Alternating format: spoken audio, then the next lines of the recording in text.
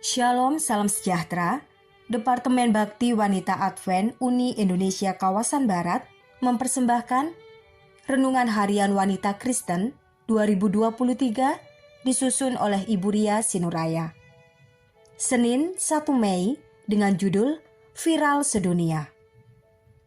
Firman Tuhan di dalam Matius 24 ayat 14, dan Injil Kerajaan ini akan diberitakan di seluruh dunia menjadi kesaksian bagi semua bangsa. Sesudah itu, barulah tiba kesudahannya.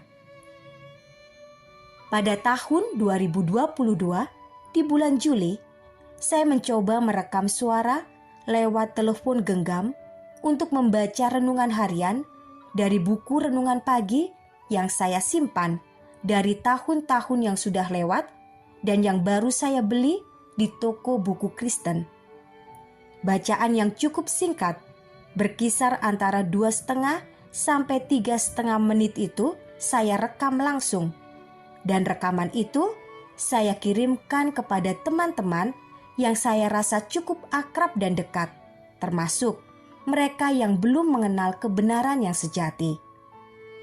Awalnya saya kirim khusus untuk beberapa orang sahabat-sahabat saya yang sedang sakit saat itu, termasuk mereka yang dalam pergumulan melawan kanker.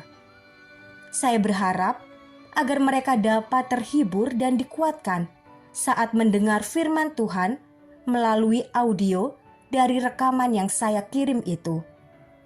Ternyata mereka meneruskannya kepada teman-teman dan saudara-saudara mereka, yang pada akhirnya ada yang mengaku merasa dikuatkan dan merasa terpanggil kembali untuk datang lagi beribadah ke gereja. Puji Tuhan, ikut bahagia rasanya. Bagaimana Tuhan bekerja dengan hal yang kecil yang tadinya hanya iseng-iseng, ternyata bisa membawa berkat bagi banyak orang. Saya sangat bersyukur sebab masih ada yang menanti-nantikan firman Tuhan di masa sekarang. Karena ketika saya terlambat mengirim, langsung ada yang mengirim pesan ke saya dan meminta dikirimkan renungan pagi. Harapan saya agar ketika mereka mendengar renungan pagi singkat itu dari hari ke hari, dapat membuat mereka lebih dekat kepada Tuhan dan menyerahkan diri kepadanya.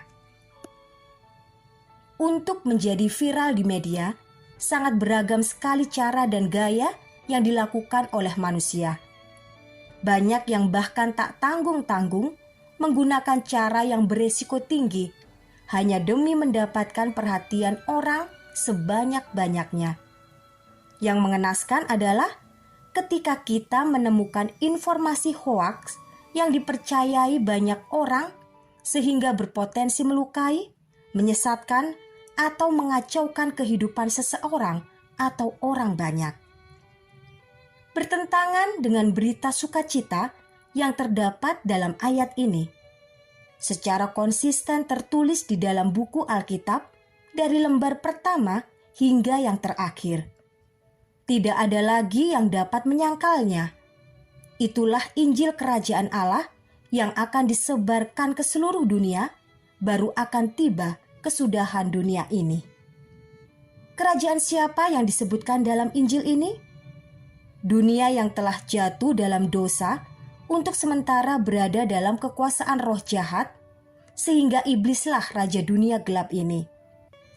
Setelah Kristus Yesus lahir ke dunia, hidup selama 31 tahun untuk mengajak orang agar bertobat, lalu mati dan bangkit setelah 3 hari, maka terbukalah kesempatan bagi manusia untuk menjadi warga kerajaan Allah, di mana Yesus yang akan menjadi Raja alam semesta.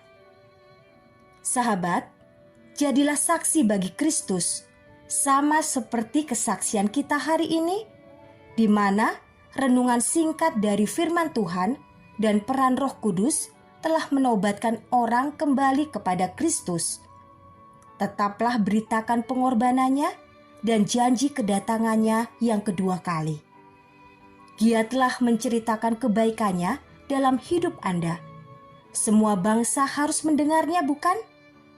Sudahkah Anda bersaksi kepada tetangga Anda? Kalau belum, cobalah berdoa dan minta hikmat untuk dapat menceritakan kisah penebusan Yesus ini dengan penuh sukacita. Kiranya Tuhan memberkati kita semua sepanjang hari ini.